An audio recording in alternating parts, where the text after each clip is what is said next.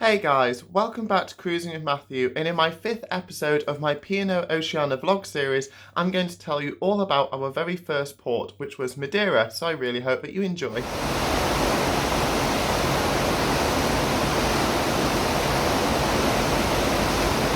I woke up really early because I wanted to see the sail into Madeira, as it was the first bit of land that we'd seen in over 3 days. And I'm so glad that I did, because the weather was perfect and it looked absolutely stunning, the island of Madeira, with all of its lights lit up early in the morning and then seeing the sunrise going up over the mountains on the island. It was just a fantastic experience. So I spent a lot of time early in the morning taking pictures around the open decks for some of my videos, as well as just wanting to take in the fantastic scenery. Although I have visited Madeira once, this was in 2006 when I was on my first cruise with my family on board Oceana, so needless to say I needed a bit of a refresher. Now, Madeira is considered part of Portugal, but it is autonomous and it exists 430 miles away from the coast of Morocco and 250 miles away from the Canary Islands.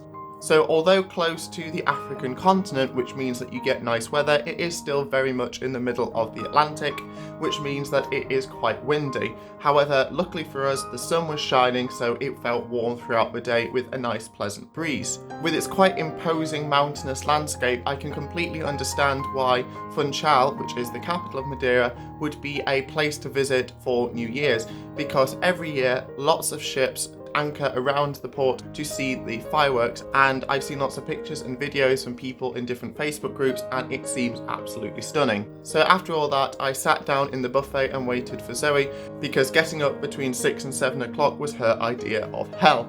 So a bit later on we sat down and planned our day in Madeira.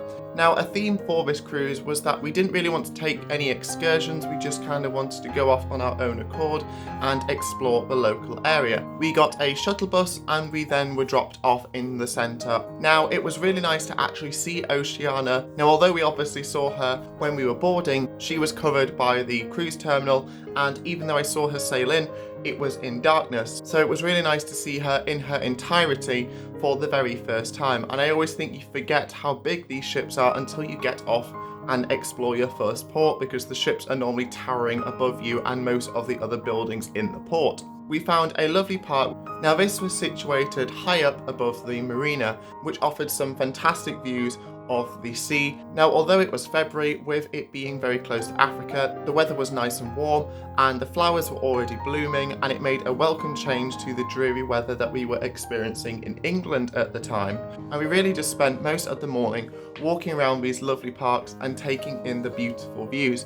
And it was quite weird to be on land after so many days at sea, and I don't know about you guys, but I did actually feel a little bit unsteady because I wasn't used to a slight motion of the ship, which made me and Zoe both laugh. With these parks being high up, they gave us beautiful vantage points across the island and looked really impressive. As we went into Funchal itself, we realised that there was actually a carnival going on. Although this was more of a tail end, it was really nice to see everyone all dressed up in weird and wonderful costumes, and you saw a few performances as well. And it was really nice just to be able to fall into this without expecting anything like that to happen, which was a lovely surprise. We then found our way back onto a wide promenade which led in the opposite direction to Oceana. With the weather being warm but not too much for it to be quite stifling, we continued our walk and took in some beautiful views. Now, there is the opportunity to take a cable car which will take you higher up into the island. However, Zoe isn't the biggest fan of heights, so we decided to give that a miss. But I would imagine you would get some fantastic views as you went up, so definitely something to consider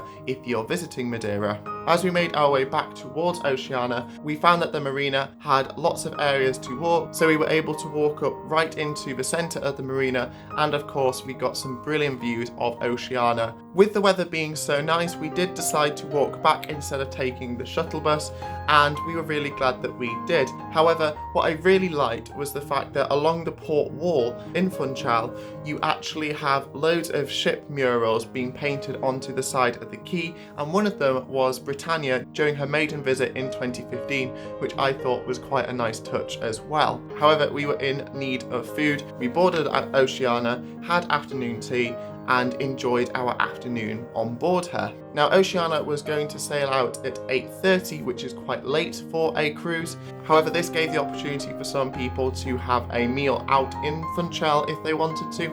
However, we stayed on board. However, we were really glad that we did this because Zoe spotted in the horizon, which is our ship's newspaper, that there was a ventriloquist called Gareth Oliver, and he was doing 3 shows, one starting at 7:15. So I wasn't really sure what to expect with a ventriloquist because I've heard good things and bad things about this type of performance, but we absolutely loved it and we were howling with laughter, and he had a very dry sense of humour which made us all laugh as well. So we really enjoyed that, and there was also some audience participation and the people involved really took it well. So I absolutely loved this performance. So I would thoroughly recommend that if Gareth Oliver is on your cruise, make sure that you watch him because he is fantastic. So after this show, it was getting dark and the captain made us aware that we would be departing Madeira shortly after 8:30. I decided that before dinner we should actually see the island of Madeira all lit up, and I was really glad that we did because it blew Zoe's mind away and it looked absolutely stunning, and I can completely understand why this is a popular spot for the New Year celebrations with many cruise lines. And we were really lucky because just as I took all these pictures, Oceana's normal exterior lights went off because she was about to sail, so I'm very glad that we got these. Now, as we made our way to dinner and sat down, we continued talking to Max and John, and we had a welcome surprise because next to us there had been another table for 2 which had been left unattended for the initial start of the cruise. However, we were joined by Steve and Diane, and as soon as they sat down, none of us ever really stopped talking throughout the evening and in fact for the rest of the cruise. And what made the night even better, due to the fact that we had a large picture window right next to us, we essentially had our own private sail away with our meal.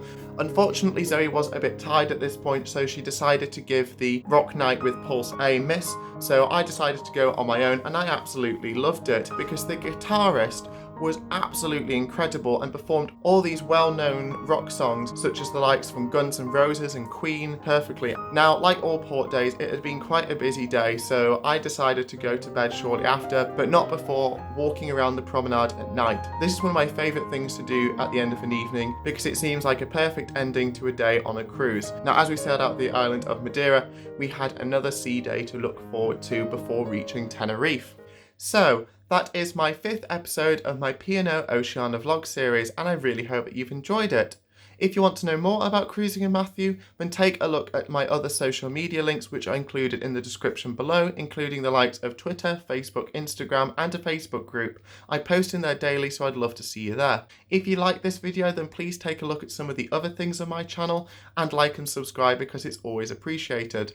I really hope that you have a fantastic week, and until next time, this is Cruising with Matthew, and thank you so much for watching.